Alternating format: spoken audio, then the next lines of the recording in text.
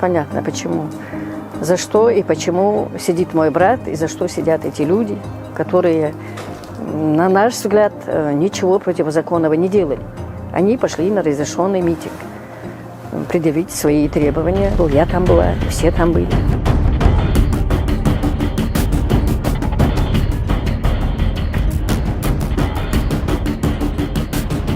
Почему их без конца перевозят? И его, и Зарифу Саутиеву, и Барахоева, старика, ну и всех остальных. Почему нужно их возить в Ессентуки, в Ставрополь, в Нальчик, в автозаках, в таких условиях, которые они не переносят?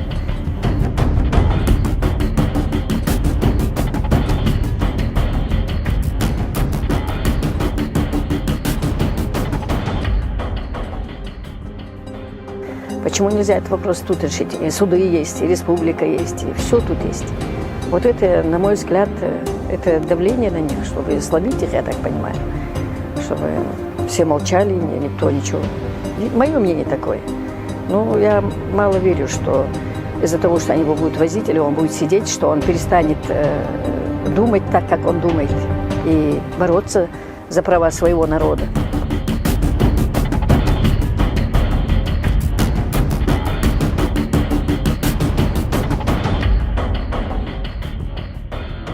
Случаи, когда не доходят письма, пропадают письма. Ему, когда мы пишем, тоже не доходят письма. Случаи бывают. А так, телефонной связи нету, лично его видеть не дают. Когда процесс бывает какой-нибудь, открытый процесс, тогда мы его видим где-то час максимум.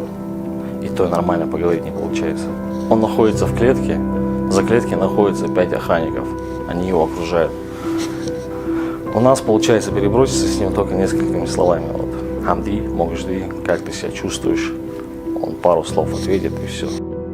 Я прошу каждый день Аллаха, чтобы отпустили моего дедушку. Я по нему очень соскучилась.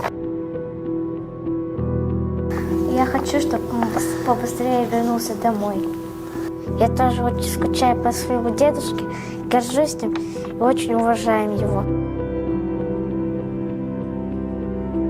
Мы ему пишем письма, чтобы он не думал, что мы про него забыли. В первом письме он нам сначала написал, что уехал в командировку. Потом пришли некоторые дяди и рассказали нам, что наш дедушка сидит в тюрьме. Я хочу им сказать, этим людям, которые посадили моего дедушку, что они неправильно поступили и посадили его ни за что.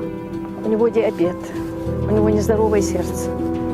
Мы очень сильно за него боимся, очень сильно. Он очень тяжело переносит перевозки.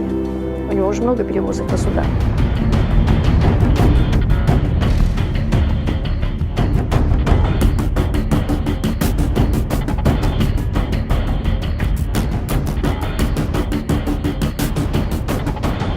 Те вопросы, которые они активно поднимали на общественные обсуждения, сегодня же новое руководство эти же вопросы поднимает и решает.